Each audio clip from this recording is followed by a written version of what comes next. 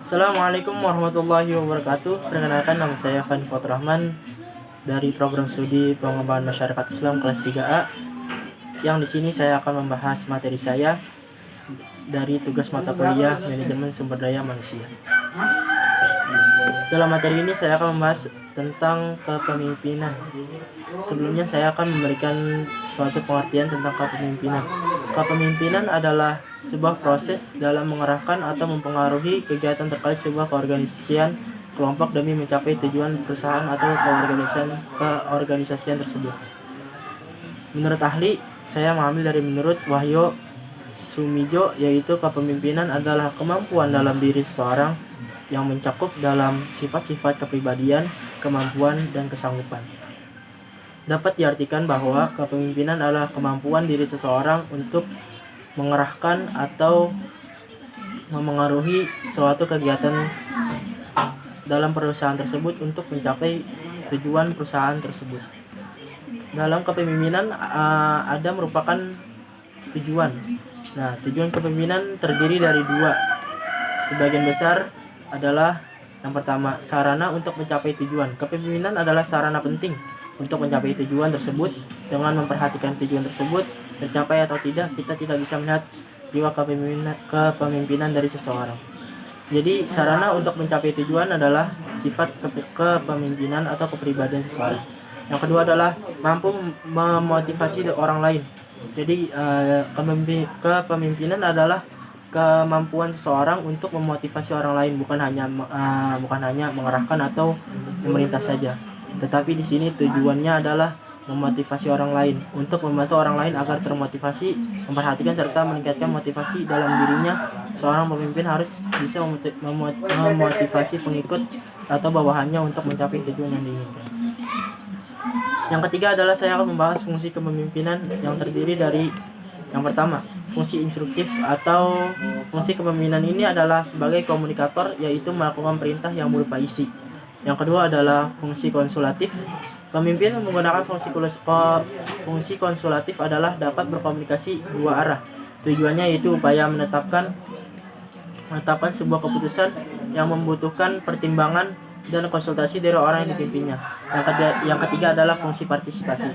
Dalam fungsi ini, pemimpin mampu mengaktifkan partisipasi para pesertanya sehingga mereka juga turut berpartisipasi dan berinisiatif dalam suatu proyek. Yang keempat adalah fungsi delegasi. Nah, dalam fungsi delegasi ini yaitu pemimpin mampu untuk mendelegasikan suatu wewenang kepada orang lain yang memang sesuai dengan tugas tersebut.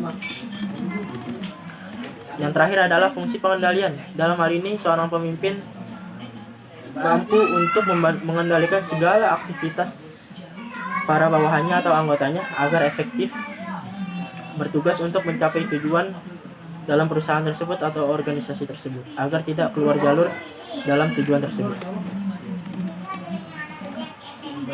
Nah, di sini ada teori-teori kepemimpinan. Nah, dalam menurut para ahli, teori kepemimpinan itu yang terdiri dari beberapa. Yang pertama ada teori karakter, terus ada teori perilaku, yang ketiga teori kepemimpinan situasional, dan masih banyak lagi. Nah, selanjutnya saya akan menjelaskan atau menyebutkan sifat-sifat kepemimpinan. Nah, yang pertama ini adalah sifat kepemimpinan yang pertama adalah harus aktif, proaktif. Seorang pemimpin harus bersifat proaktif, tidak boleh pasif. Apabila seorang pemimpin bersifat pasif, tujuannya itu tidak akan tercapai. Jadi pemimpin itu harus bersifat aktif atau tidak pasif terhadap anggotanya tersendiri. Yang kedua adalah punya pendirian.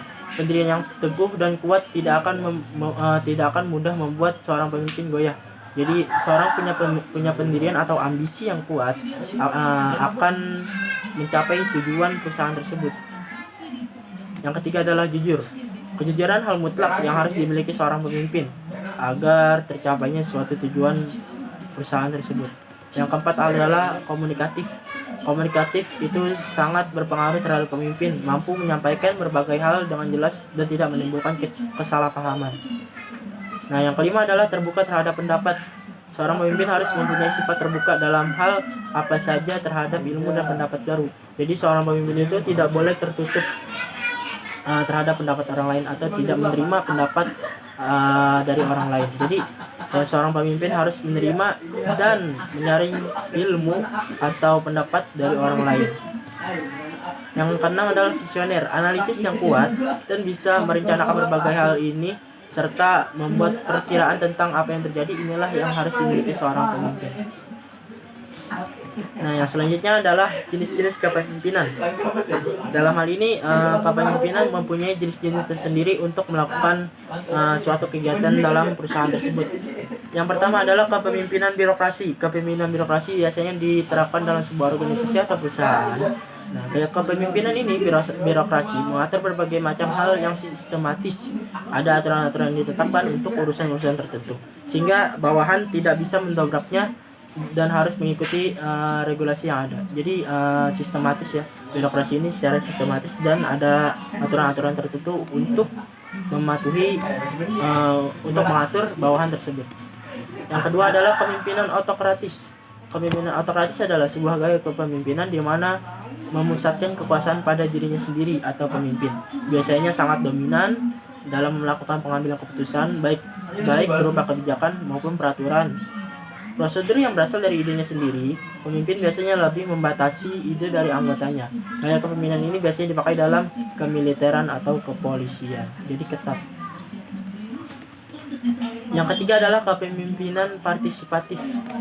Nah, kepemimpinan partisipatif merupakan komunikasi yang terjadi dua arah, yaitu dari atas atau kepemimpinan dan dari bawah atau anggotanya tersendiri, dan sebaliknya. Jenis kepemimpinan ini biasanya melibatkan anggotanya dalam memecahkan suatu permasalahan dan mengambil keputusan. Jadi apabila ada suatu permasalahan atau keputusan, jadi pemimpin bukan hanya menyelesaikan dengan pendapatnya sendiri, akan tetapi lebih terbuka akan pendapat dari anggotanya atau bawahannya sendiri. Yang keempat adalah kepemimpinan delegatif. Kepemimpinan delegatif adalah para anggota atau bawahan diberikan kebebasan oleh para pemimpin untuk melakukan tujuan dengan menggunakan cara mereka masing-masing. Meskipun dalam suatu perusahaan, suatu organisasi, seorang pemimpin harus membiarkan keputusan dibuat oleh siapapun dalam perusahaan organisasi. Namun gaya kepemimpinan ini kurang efektif atau tidak efektif jika pemimpin ataupun anggota tidak cukup matang dalam melaksanakan tanggung jawabnya masing-masing.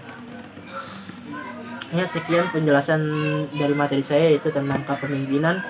Banyak dari hal-hal penting yang harus kita dalami tentang kepemimpinan atau kemampuan dalam diri kita. Terima kasih dan mohon maaf apabila ada kesalahan atau ucapan yang kurang berkenan. Assalamualaikum warahmatullahi wabarakatuh.